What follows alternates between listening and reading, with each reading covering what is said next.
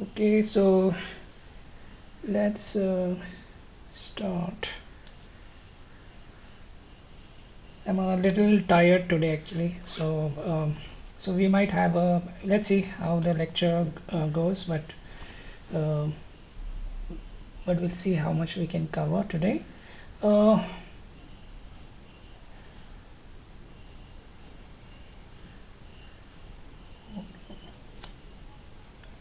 yeah, Aditya, can you access that link and share your screen and read through it?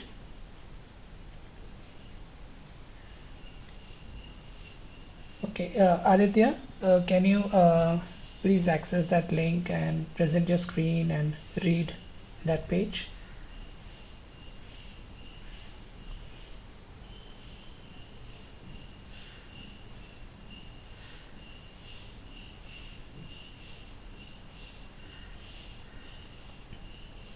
Oh, okay. Uh, no problem. Lucy, can you, is it possible if you're on a laptop, can you access that link and present it and read through it?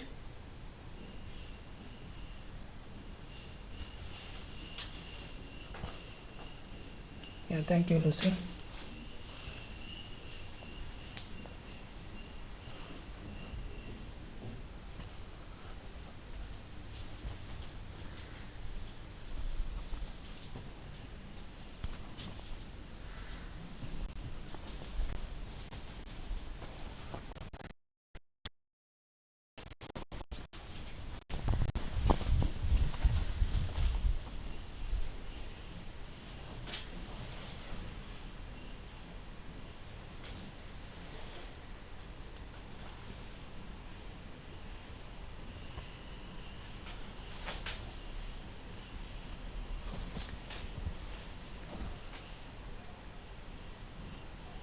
Um, Lucy, are you opening the link and sharing the screen?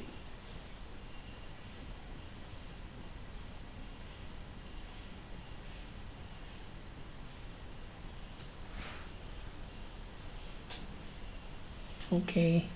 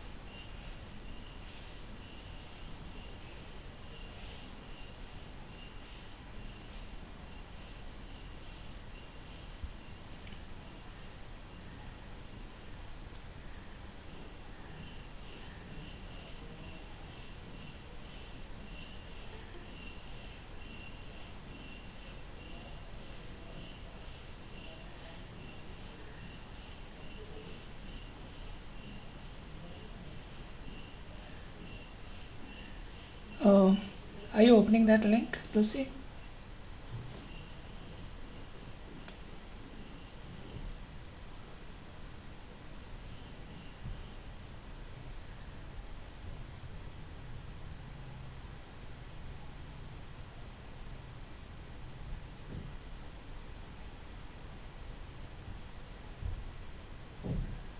Oh, yeah. You need to click present now and then click the screen and say share. Click share. So first click present now. You're going to see that um, option at the bottom of the screen, present now. Then you click on that small window and click share. No, you need to click that. When you click present now, okay, now it's coming up. Great. Yeah, I can see your screen now. So open up that link, and if you can zoom it a bit, okay, is it possible for you to zoom?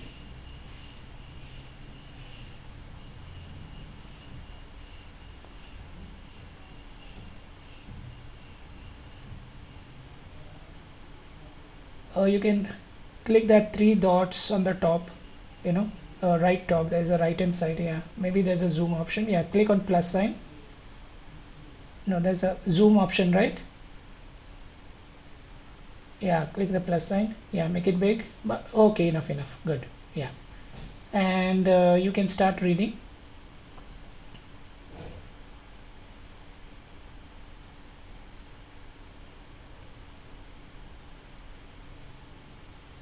We can't hear you.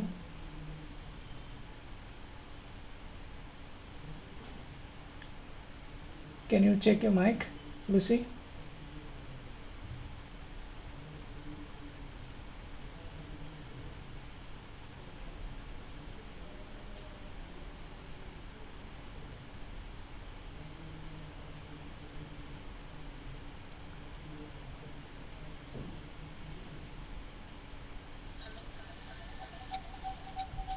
Yeah, I think your mobile, accessing one of them.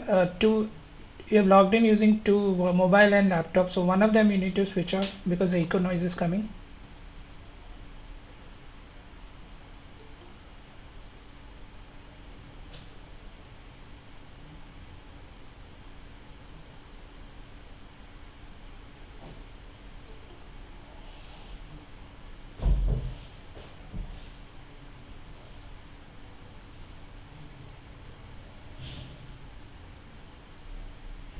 We can't. Yeah, now we can hear you. Start from the beginning.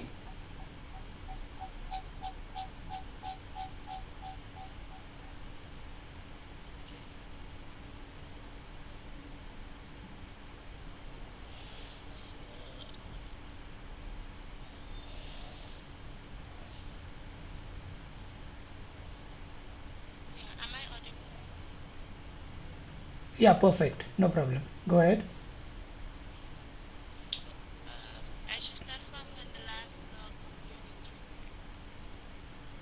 Yes, you can start from there.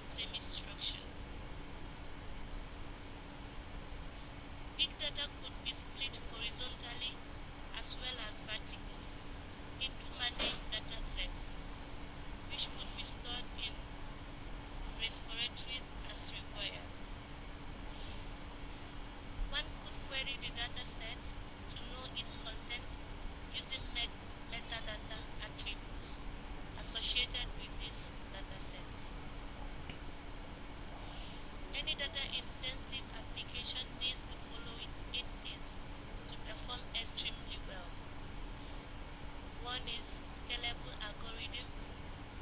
Second is metadata technology. Third is computing platform. Fourth is distributed file system. Fifth is data signature generation. Sixth is software mobility. Seventh is hybrid interconnection architectures. And the eighth one is software integrations. Data-intensive computing can be driven using grids, clusters, clouds. Data-intensive computing can be driven using grids, clusters, and clouds. One of the data-intensive computing architecture that has been in the market is MapReduce programming model, which was introduced by Google. The MapReduce programming model handles embarrassingly parallel types of computations. Embarrassingly parallel problems means there may be a lot of data, but it's the same operations or computations that needs to be processed on the data to achieve the results. The map and reduce function is similar to what we do in many situations. For example, consider the following query. Select name, role, salary, location from employee where location is equal to Mumbai.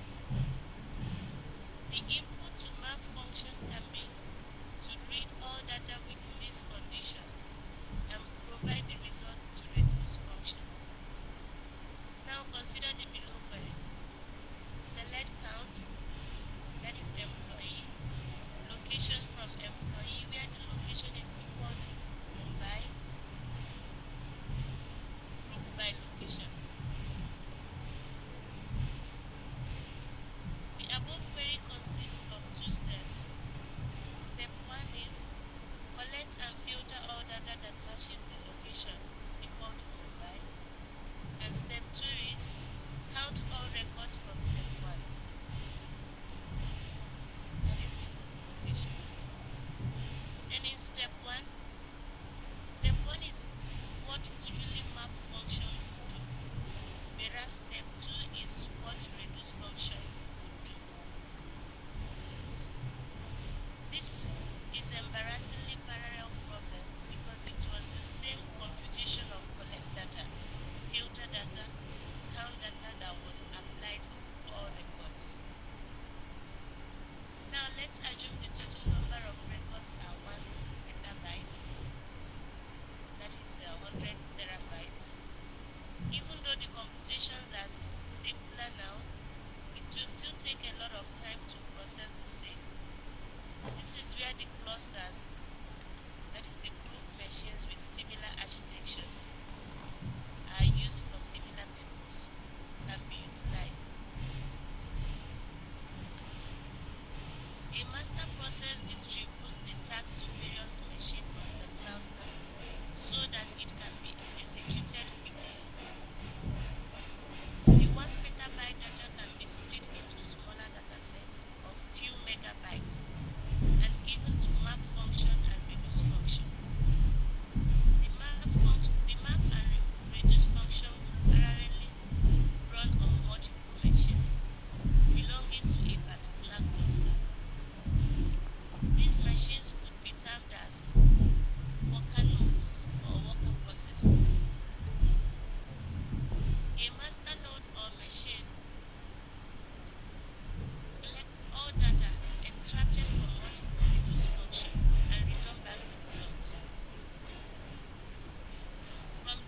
From the developer's perspective, he or she has to just write the map function, reduce function, configure data sources.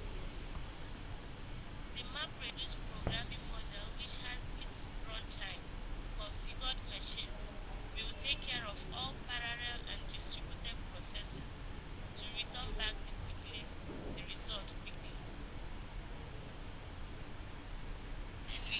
to map reduce frame in cloud.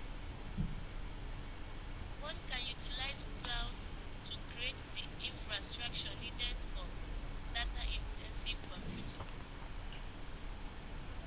Parallel cluster is one such AWS services.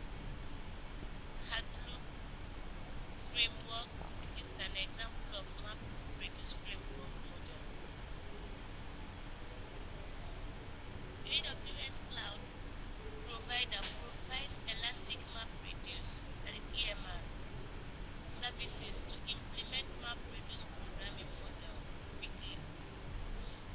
Cloud providers makes it possible to provide both LAS as well as PaaS services to map reduce programming models. Cloud can easily scale to manage any size of data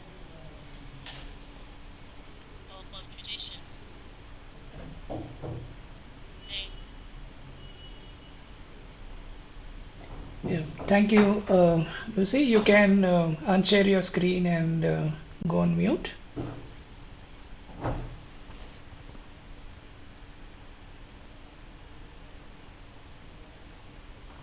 Okay, that's great.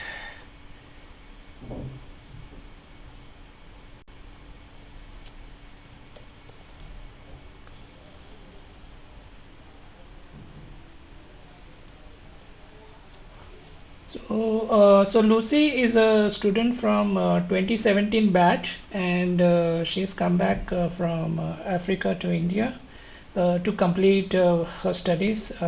She missed out on her semester 3, semester 4, and semester 2 practical. So please, if, she's part of your team now, and I think she is part of Anushka's team and Amrapali's team for the assignment also. So do help her out, with all the form registrations and whatever forms have to be filled in or fees to be paid. Just make sure, keep her informed and just help her out to complete her degree. And she has to complete all the quizzes. I've shared all the CN quizzes and everything, and even the assignments. So all that has to be done within 1 month. So take care of whatever questions she has. Yeah. So let's start, and let me present my screen.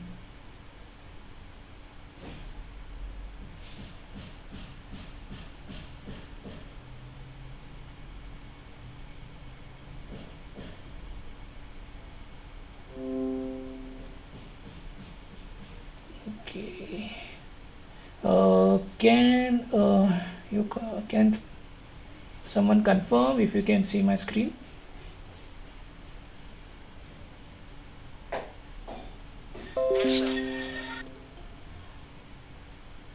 Okay, great.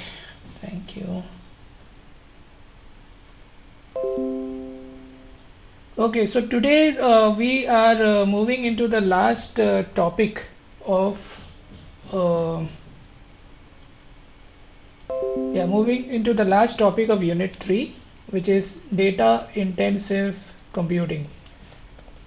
So earlier in one of the previous lectures, we mentioned about computations can have different challenges, right? Sometimes you want yesterday we spoke about HPC. So in HPC, we need the computation to be fast. That is so when we say computation, what does it mean actually? So computation can mean computation can mean execution of a program or or set of machine instructions,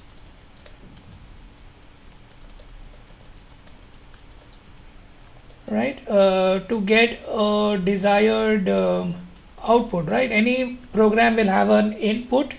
There will be some program that will run on the input data, and that will create an output. So that is what is called computation.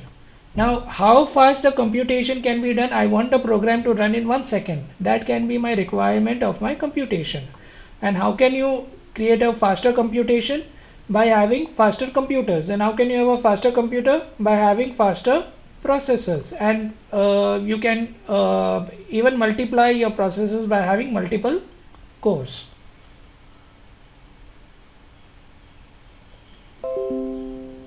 So such kind of task, you can say this is compute intensive,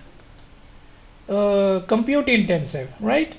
Where there is a lot of computations to be done. You have to run maybe 10,000 programs in within 1 hour.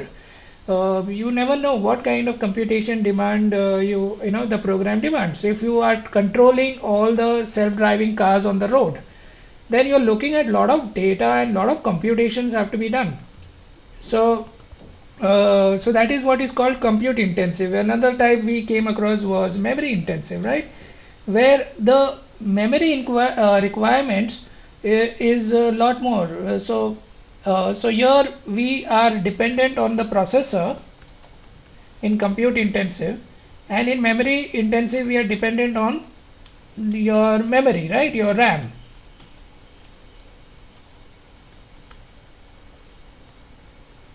And then we have input output intensive, right? What does this mean? This is all operations that is have this is related to your storage access, right? So you have a hard disk, and so hard disk is one example. And but you're looking at some kind of a permanent storage, right? Hard disk is just one example of permanent storage. You have SSD, that is another type of storage. And if you go on AWS, there is something known as S3, simple storage service, right? And simple storage service. And then on AWS we also have so S3 is a block storage service which where everything that you store on S3 can be accessed using a HTTP link. And then you have EBS on AWS, which is called elastic block storage. So this elastic block storage works like your hard disk, on your cloud. So the thing is, data has to be, data is never processed on hard disk or storage service or block storage, right? It has to be pulled from this permanent storage, brought into the memory, then it is executed on the processor. So so let me see if I can draw a diagram. So any computer, as we said, has a processor. So we have repeated this a lot of times, right? But this is very important basic concepts, right? And as storage. So in your computer, anytime data has to be pulled from the processor.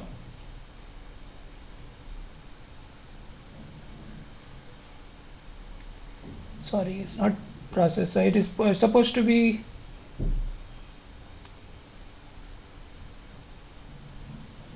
when you say data, it does not mean your database data. It may mean machine instructions also, right? It may mean your program. Your program is also a data. So between your storage and memory, and over here there's a constant data movement, right?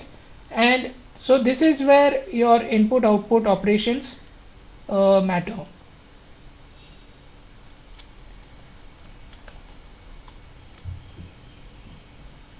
So this is measured, if you want to know the performance, you measure it in terms of IOPS. If you want to know the performance of processor, you can measure it in flops, or you can measure it in MIPS.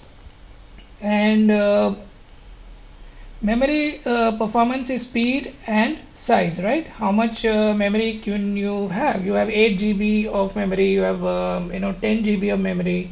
How much data can be pushed into the memory? Can we increase the memory? All these factors. Okay, I hope the knocking is not disturbing.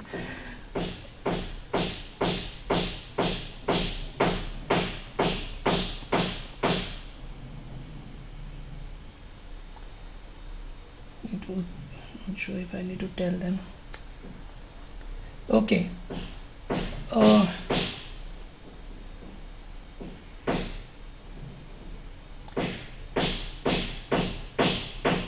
is the noise disturbing you? Is it okay? We can. Okay, great.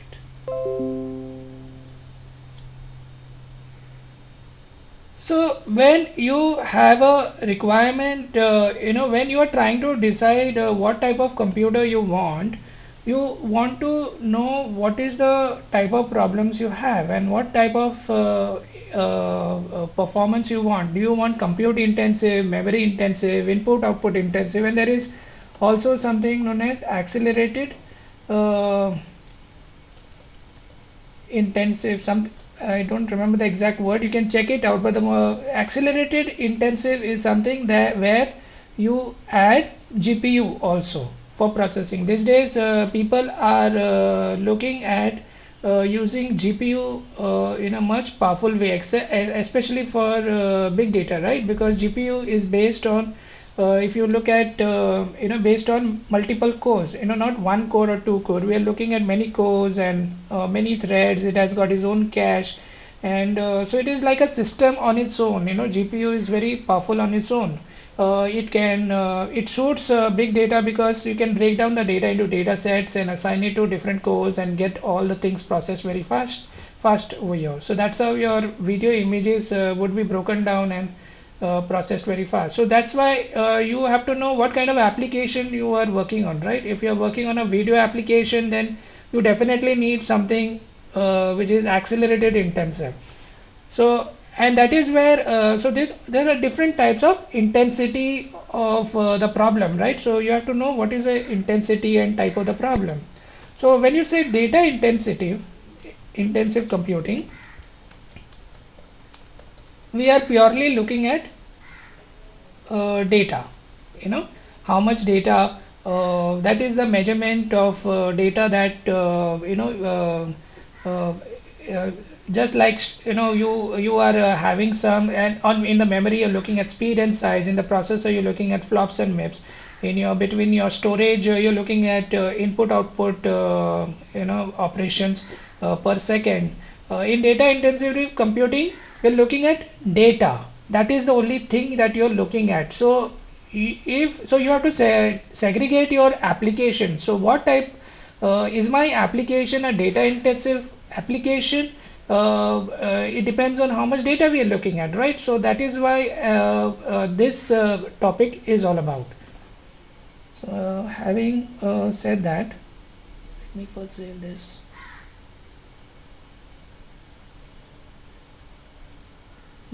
What happened?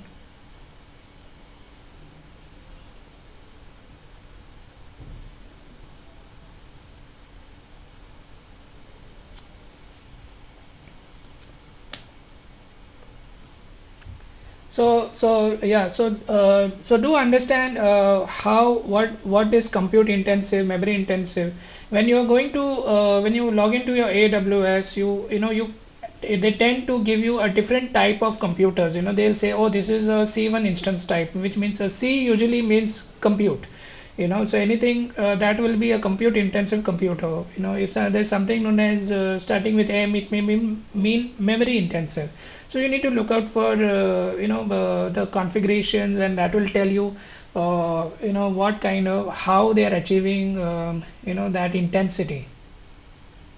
So now I'm going to remove this screen.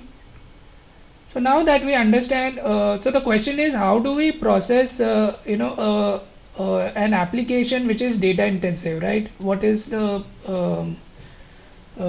solutions available in the market, and why are we talking about this today? So computers have been there for a long time. So the why the thing is, data intensive computing is so important today because there is a lot of data in the world today, right? Everybody knows. And the second problem is, there is data is in all forms. data comes from anywhere.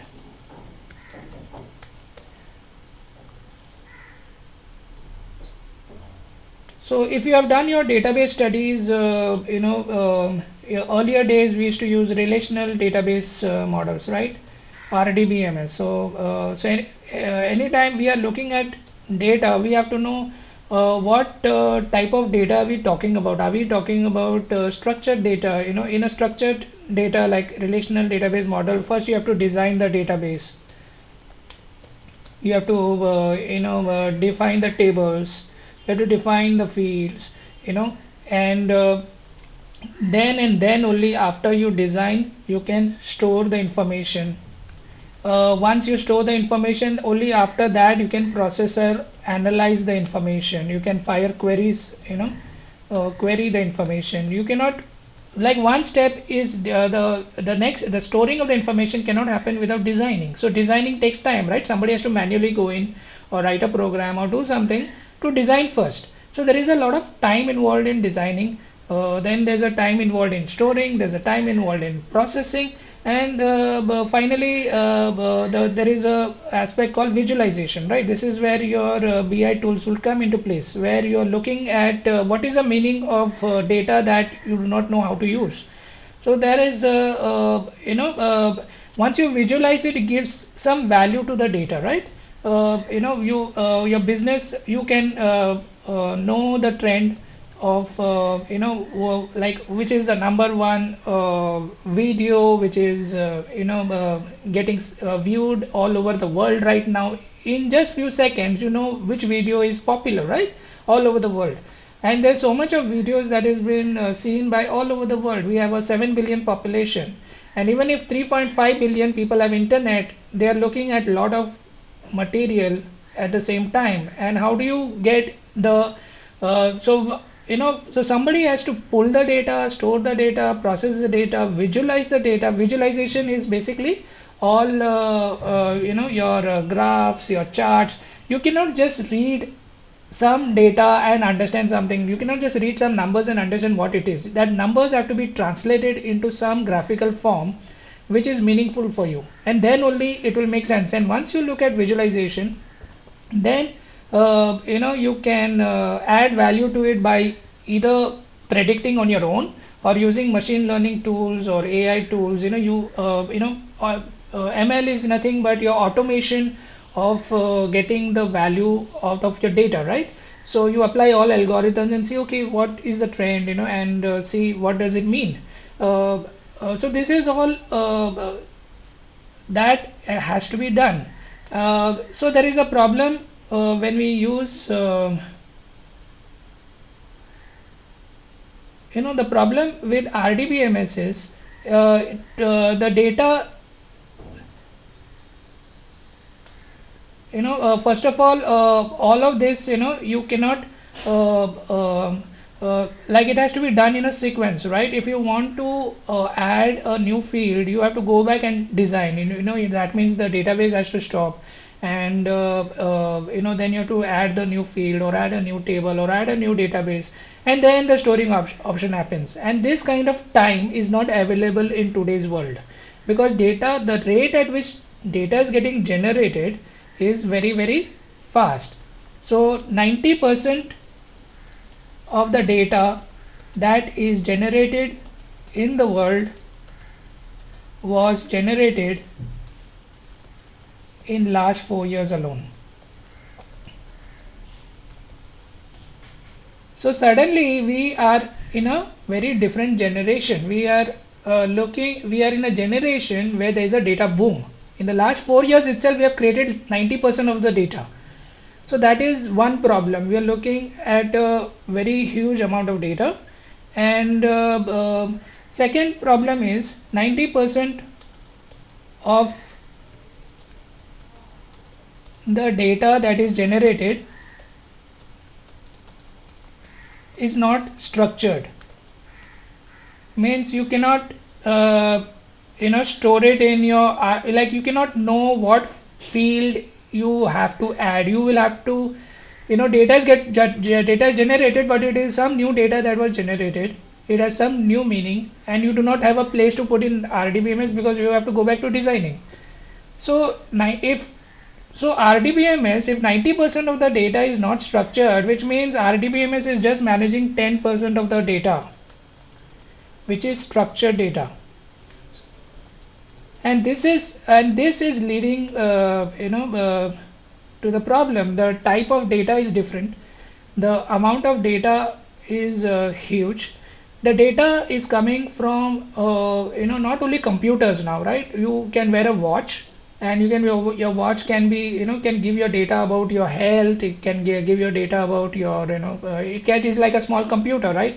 And that small computer, you have IoT devices all over the place. So IoT devices are everywhere nowadays.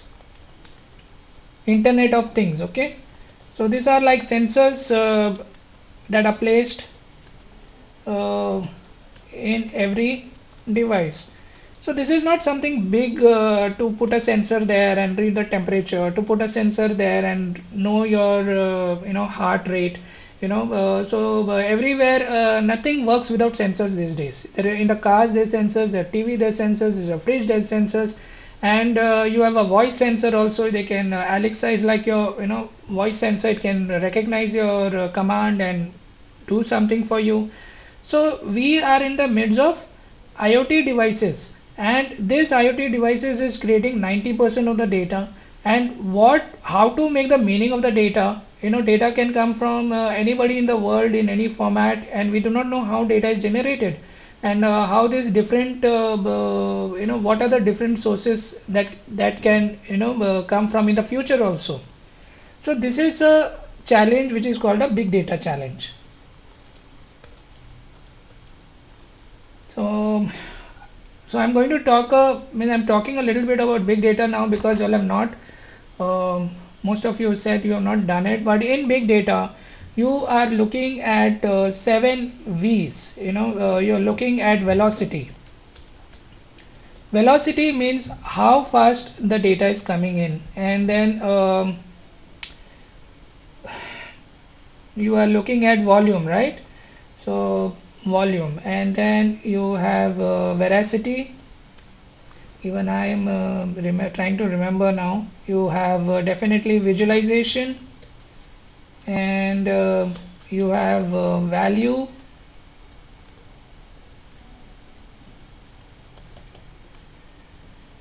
Okay, just let me see. Even I forget. Do I have it here?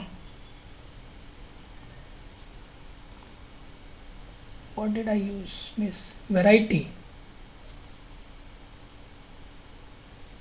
So I'll just add variety over here in the side. You have variety and you have variability. So velocity means at what rate the data is coming in. It's like the water, your river water is flowing from the top of the, down the mountains, and at what your dams have to be built in such a way, the network of dams have to be built in such a way depending on at what rate the water is coming in, right? The force of the dam should be able to stop the water, or the force of the dam should be able to channel the water. So the velocity is the speed that we are looking at, and volume is the quantity, right? How much data are we looking at? So when we are looking at quantity, you have to let's see. Yeah, so you have to know this terms, right? One, what is a bit? Bit is your digital bits, right? 0 and 1, and 8 bits makes a byte. 1024 bytes makes a kilobyte, and then you keep on adding 1000, everywhere. So 1000 mega is equal to 1000. Sorry, 1 tera, then 1000 tera. In the blog I mentioned 100, it is 1000 actually.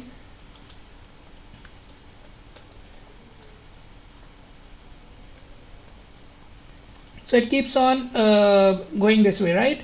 So So 1024 terabytes is equal to 1 peta, 1024 peta is equal to 1024 exa, and 1024 exa is equal to zeta. And these are the terms also you will have to know how many zeros are in the million, a billion, a trillion, quadrillion, and you will hear about quintillion bytes are produced every day, so that is like 18 zeros. Okay, so let's see if there is any other information we can gather here.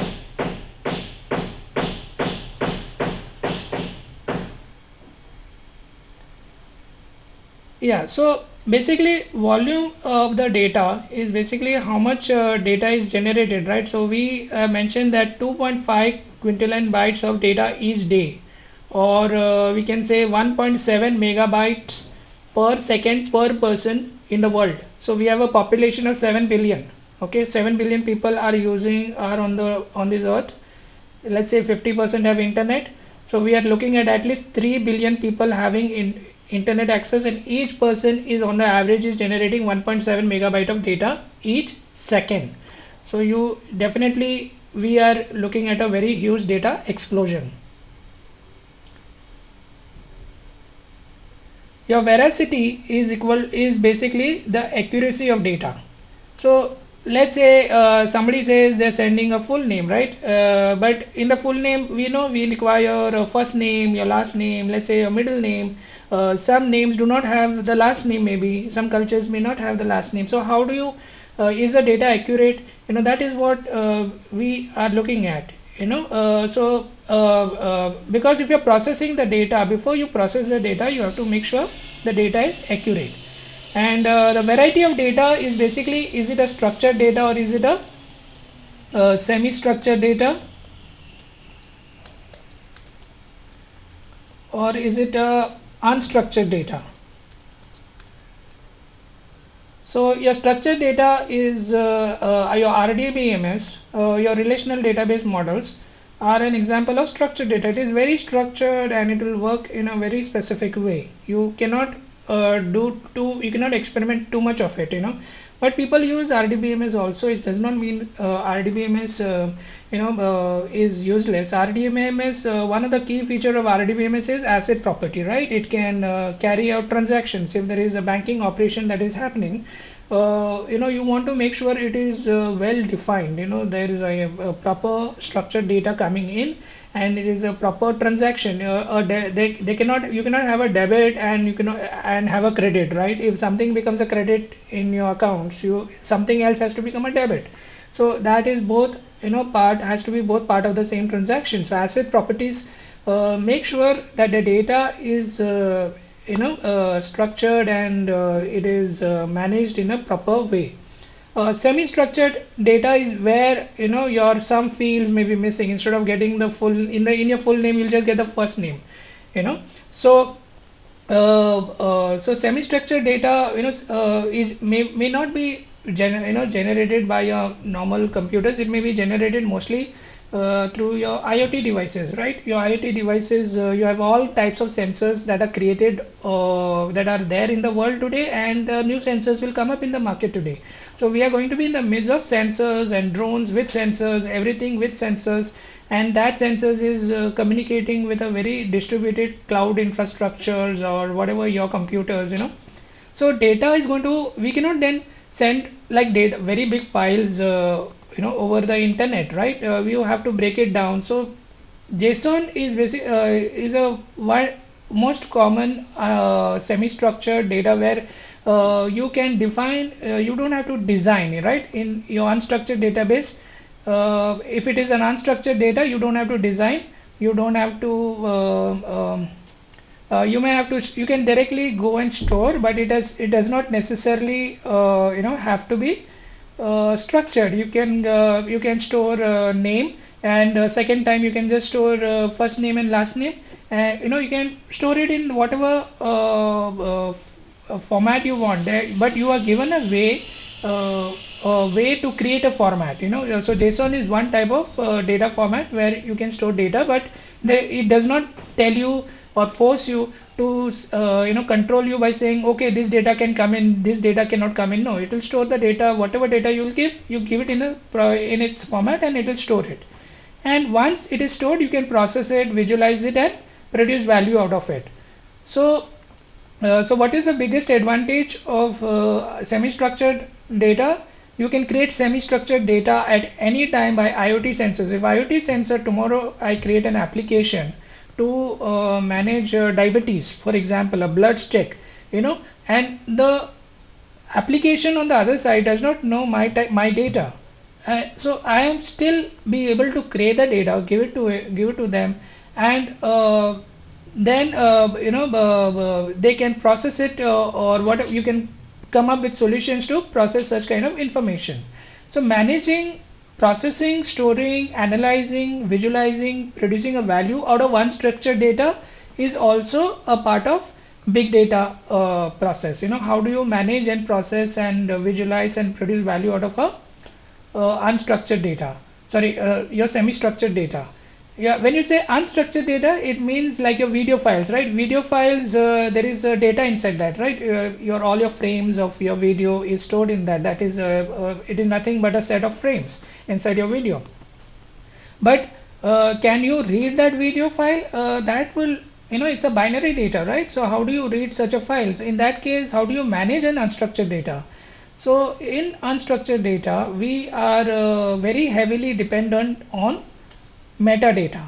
So metadata is like, let's say you are moving your, you're shifting your house, let's say, and you have 2 bags or 3 bags over here, but you do not know what is there in each bag, right? So you can tag it. You can say this is glass, so be careful, and you can say this is electronics, so be careful, and you can say this is blankets, so you can be little less careful with the blankets. So you're tagging the data by just by putting it on that bag, right? And you're saying, okay, this is glass, so that is what is called metadata, or data about data. So metadata is data about data. Always remember that definition,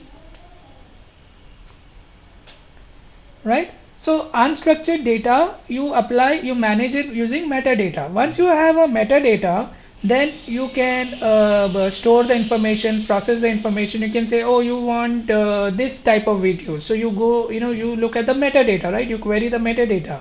So you're constantly playing with metadata, but it is not necessary. Metadata is stored only for unstructured data. Now the data, we are assuming that a single type of data may come only in structured format. At any given time it will only be structured or semi-structured or unstructured. No, the same data can come from 10 different sources. One may be structured, one may be semi-structured, and one may be unstructured. So you can have all 3 formats for the same data, and that also becomes a problem. That is also a big data problem, right? So that is about variety, what type of data we are looking at. And variability, you can say, is the meaning of the data. So there was a nice, one of you had put it on your WhatsApp also, where I saw this picture. So there was a picture of a dog, and so let's draw a dog. Let's see if I can. So there was a picture of a dog, so this dog name, he's saying I am Moti over here, right? So the dog says I am Moti, and then there is another picture which is a drawing of a soap. The brand of the soap is it says, oh no, you are not Moti, I am Moti. I am the Moti brand, I am Moti. So but in real world, what is a Moti? Moti is a pearls, right? With the little pearls that we find in the sea, right? Those are real motis. And so when you see something like Moti, what will you deduce out of it? Is moti a dog? Is moti a soap? Is moti a pearl? What is moti? You know. So the meaning of the data is also a challenge, right? It depends on the context of the data. If you're talking about, let's say, a story where there was a dog, his name was Moti, he went to the house, then you know, then once you analyze these three sentences, then you know this is Moti. If you say I went to the shop and I bought a soap and that soap name was Moti, it was a Moti brand and it was very nice, then you cannot know just by knowing the word moti what is moti, right? You have to read, analyze, process the entire natural language, and then only you can deduce that in this case moti is a soap. Or you can say I was a diver, I went into the sea and I got 4 pearls, and then you know that he's talking about moti. Now he's using the words pearls right over here. Now, how does the system know that pearl and moti is the same thing? That is also becomes a challenge. So that is what variability is all about. It is about data homogeneity. You have to have a way to deduce what is the meaning of data, which category it falls under, and if there is some new meaning to the data. Let's say you're talking about a pearl, but pearl also means moti, and pearl may mean something. There may be a different word for pearl in different language in different place, right? So if that is not in your dictionary, then again there is a problem, right? We are not looking at data that is coming only from one source or one part of the world, or catering to one set of people. So variability is a challenge of addressing data homogeneity. So when you look at data, data can look like 1 comma 2 comma 3 in the file, but what does that 1 comma 2 comma 3 means? It is meaningless without you having some visualization. In the visualization you draw a graph, and so you have a, let's say, a graph, right? There's a y-axis and there is a x-axis, and then you have bar graphs, and you can say this is very high, this, and then the second 2020 it is low, and then 2021 is a little high. So you get a visualization of data.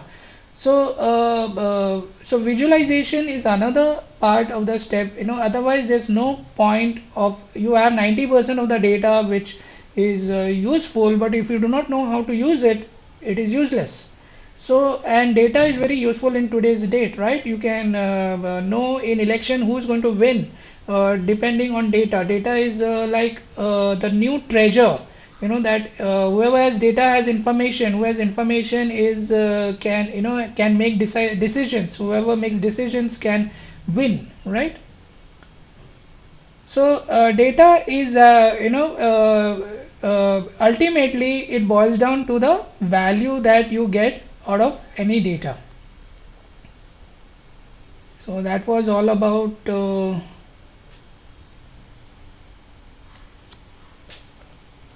big data.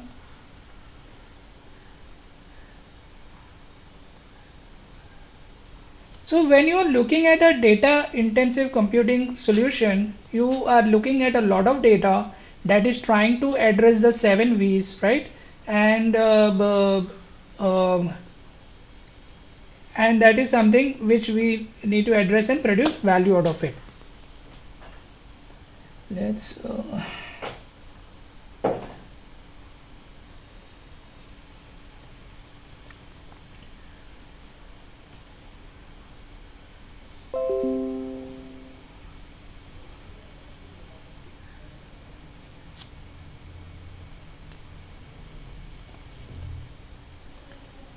so your NoSQL databases is your semi-structured data type, okay? It says NoSQL database was the answer to big data, right?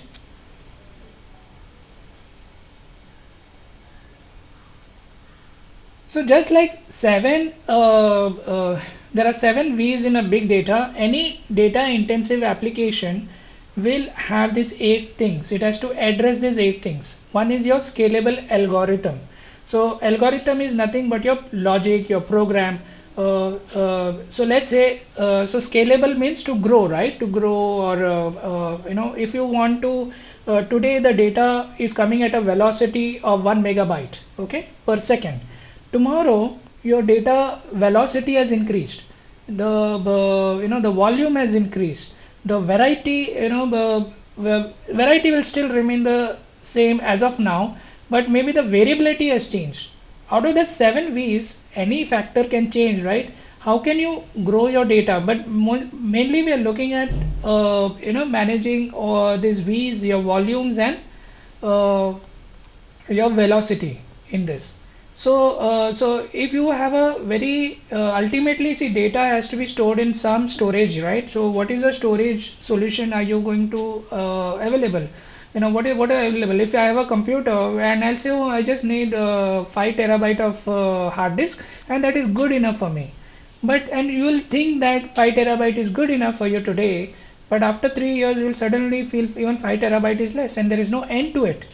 So it is not scalable solution. And tomorrow if I need to get more storage, then I have to buy another computer, or there can be or I cannot even add more hard disk. There can be all kinds of problems, and that is where in AWS,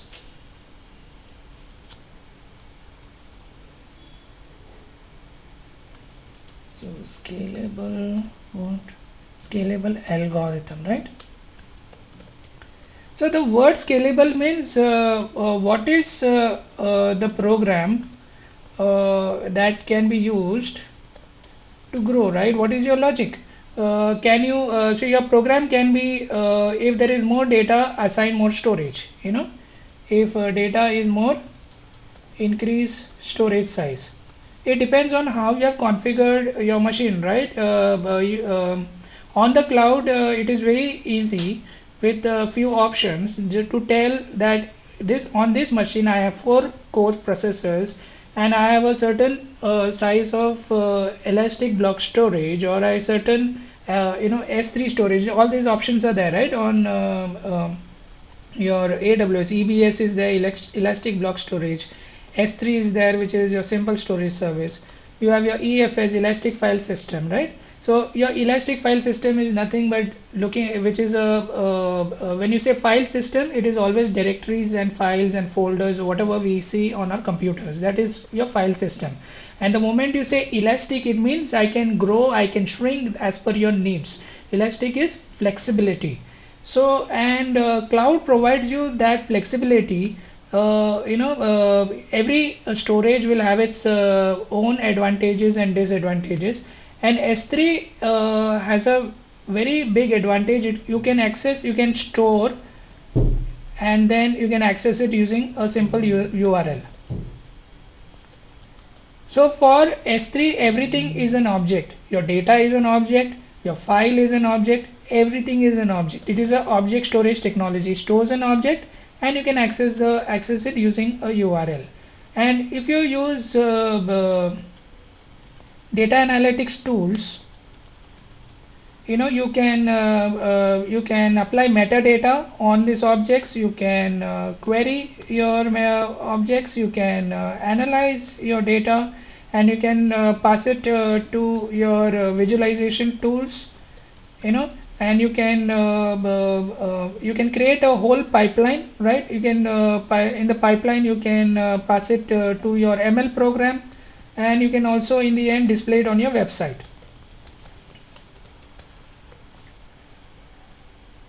So any data solution needs to have a data pipeline process, right?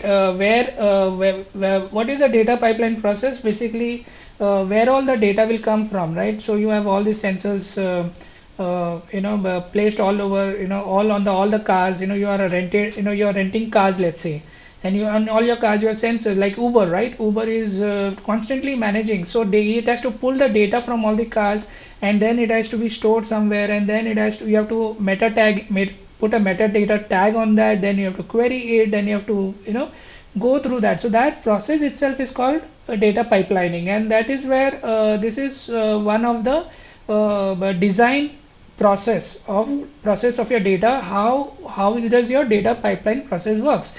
In case the data storage increases, how do you increase it? And S3, you can store as many objects. You can go into exabytes, you can go into petabytes. All kinds of options are available on cloud, and that is the biggest advantage of cloud, right? Your storage is almost like unlimited at a very less price, and that is where today's solutions are cloud dependent. You cannot even think of creating this kind of infrastructure. You cannot today, whatever infrastructure you create, tomorrow it can get outdated. And cloud is always up to date, it is always fast, it is always accessible over internet. And that is a very big advantage. You can create a grid structure which is like different clusters all over the world and make it work over the internet, right? So and how does that happen? Because of the way cloud is structured, right? So we have a cloud infrastructure. So cloud infrastructure, it has its own data centers. Data center is nothing but a set of servers, right, all over the world. So they have regions, right? So this can be India region, this can be Africa region, and this can be America region. They are all they are not dependent on the internet, by the way. All these regions, they are connected using their own cables. If you want to get your data fast, a direct cable is always faster, right? If I have a direct wire connecting to my TV set from the cable company, that data is much faster. It is like fiber optics. These days we have geo fiber coming up. Data is going to travel very fast on that because it is a direct wire connection, and it is using the optics technology, which is light. So data is traveling at the speed of light in that case. So in a cloud infrastructure, all regions, they are connected using their own internal cables, you can say. These are high speed network cable. So if you look at this cable, they are traveling under the sea. They are moving from nation to nation. They are not dependent on too much dependent on the Wi-Fi, because if the moment you go on the Wi-Fi or the moment you go on the internet, so let's draw the internet in the center. So let us assume this is your internet network. So when you say internet, it means you are going through your ISPs like Jio, Airtel or something, right? And that means your data is traveling over their wires, and you are kind of, even though it is secure, it is exposing your data, right? Somebody can hack this internet also, because we are all on the internet, but we are not on high-speed network cable. These are private cables running inside it's like running inside your house. Nobody can access it. And so a cloud infrastructure is also created in the same way. There are regions and there are data centers all over the place, right? In America we may have some regions. Let me give a different color. And they are all connected. They are big buildings, big data centers, all the infrastructure is there. You can create a cluster and they can work over the internet. In Mumbai, we have a Mumbai region, and now we also have going to, I don't know whether we have created a Hyderabad region, but we have a Hyderabad region also now. So if data is to travel, we decide we can take our data and replicate it. That is also one of the things which is important, where we take some data and we replicate it. So, coming back to this point, scalable algorithm is basically if you want to increase your data size, what technology are you going to use, what algorithms, what rules are you going to follow? So metadata technology, definitely this is all about metadata that we spoke about some time back, that everything has to be tagged. You cannot no longer look at the data and verify it. You have to meta tag it, every type of data. So you have computing platforms, right?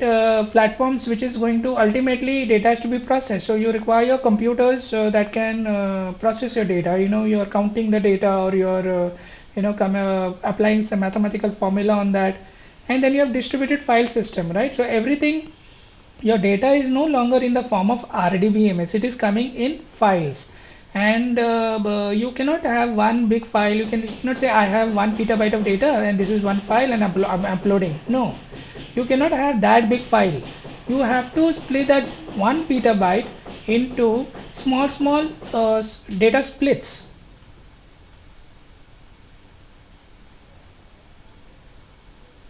So your data has to be divided into data files or data sets, you can say,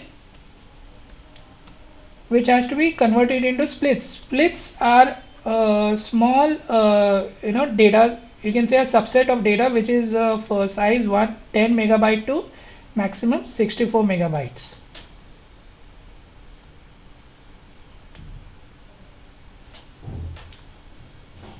So everything. So when I am running my program, I'm supposed to actually process the entire data, but I cannot process the entire data in one shot. No, that is where parallel computing is coming into place. So these data sets have to be created, and we have to store them in repositories, right?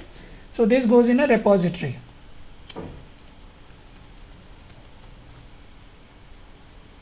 And then repositories may be accessed all over the world, and these repositories can also be replicated. So it is not necessary every time I want data, I have to go to America. Every time the data is generated in America, will create a replica copy of it in India, so that if India users are trying to access the data, then it goes to the India regions. The replication of data. It's like your Netflix video, right? It is some video is getting popular in America, and suddenly it goes in India is becoming popular. Then you make sure you have a replica copy in India, and so that the speed at which the data is accessed is faster. Uh, the important point is over here, whatever you cannot play with big data in one shot. You have to break it down into data sets, put it into repositories, put a metadata tag on it, make splits out of it, and then it finally goes to your processing program. Your processing program that we have spoken, even in the last lectures, was like MapReduce. This is one way of doing it, and so we'll look at that later also. So when we are looking at splits, data sets, data, we are looking at files, because we are mostly dealing with unstructured data, right? So unstructured data is a JSON file, which and you require a file system for that, where everything can be placed in folders. Ultimately, all these repositories, are all have to be structured in a folder format. Your data signature generation. So let's say data signature generation is like you're compressing and decompressing your data. When you are dealing with a lot of, let's say, a watch, you have a watch war on your hand, and that is generating let's say a very huge amount of data. So how are you going to divide it into splits? How are you going to compress it? And what is the so what is the signature that you're going to apply on it, and how it is going to be decompressed on the other end? How are you going to secure it? That is all about data signature generation. It is got more to do with the size and the security. Software mobility is dealing with some data I have right now over here. I want to create a replica copy all over the world. Everybody cannot access. If I'm in India, American people in America or Africa need not come to India. I can create a replica copy. So constantly data has to be moved on the fly, and that is what software mobility is all about. And hybrid interconnection architectures. What is this? This is your IoT devices, right? You have all kinds of devices in the world right now, and you have to collect the data from it, and it can come in all formats, and you have to process it. So what is that application that can connect to all the IoT devices? That is a kind of, you have to create a hybrid. Hybrid means always a mix, right? It is not the same type of device that the data is going to be generated. So data can come in from anywhere in the world, from any device. So hybrid interconnection architecture is involved, and software integration. So you cannot say that, oh, all this, I will have only data working, I can only have a program that processes the data running on Linux. No, it can come in Linux, it can come in Windows, it can come in any operating system. It can it can come in, it can, the programs may be written in any language. Your program may be running on some edge device. It can, your platforms, you cannot say my platform is very particular, only on this platform it will work. No, when you are trying to when you are dealing with data intensive application, you are dealing with the 7 V's. You are dealing with this 8 things, data intensive application. If you cannot so essentially you need to address these problems even before you solve the data problem. Solving, a data scientist does not work on all this problem. Okay, a data architect may be working on this kind of problems.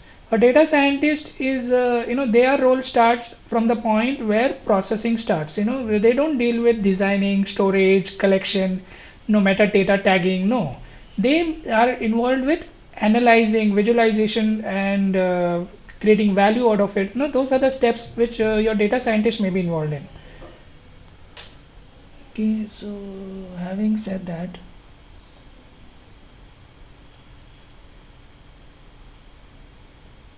so as I said, MapReduce programming model is one of the programming ways where you can manage big data, and we'll look at it later. Right now,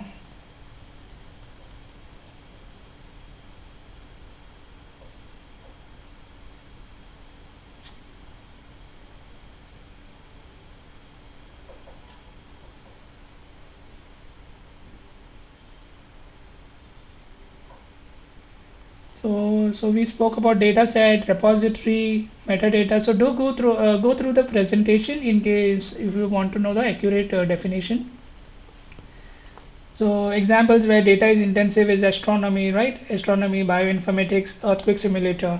Mostly big data is heavily used in scientific and engineering application, because that's where a lot of data has been generated even in the past.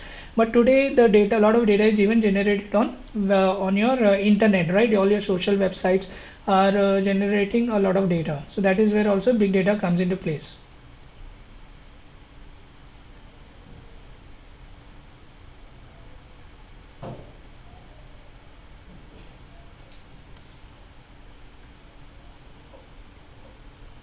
So here, as I said, right, well, you have to define what type of problems are you trying to solve. Data intensive problems, data compute intensive problem, or compute intensive problems, or is it a homogeneous format or is it a heterogeneous format? So homogeneous format means it is in the same format. It is either it's structured or semi-structured, but heterogeneous would mean any formats. So data complexity, the volume, format, distribution, all matters. The more this increases, more data becomes complex, the more intense the data problem becomes.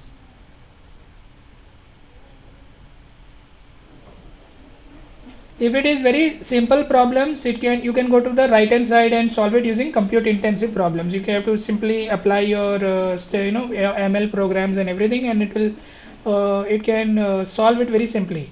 But when it is data intensive problem, you may be looking at not only data intensive problem but also compute intensive problem. It can be a mix of both.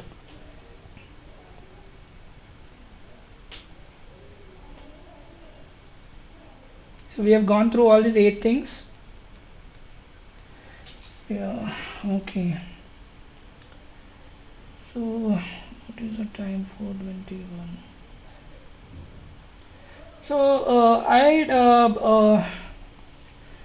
so I'll be stopping the lecture today at this point. Okay, and just hold on. Let me take the attendance. Just let me know if there's any other questions in the meantime.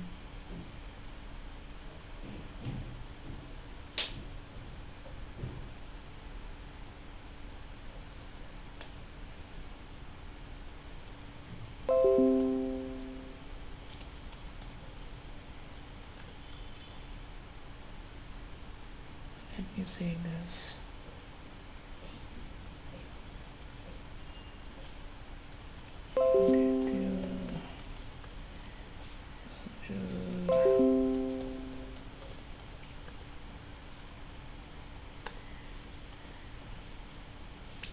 Amruta,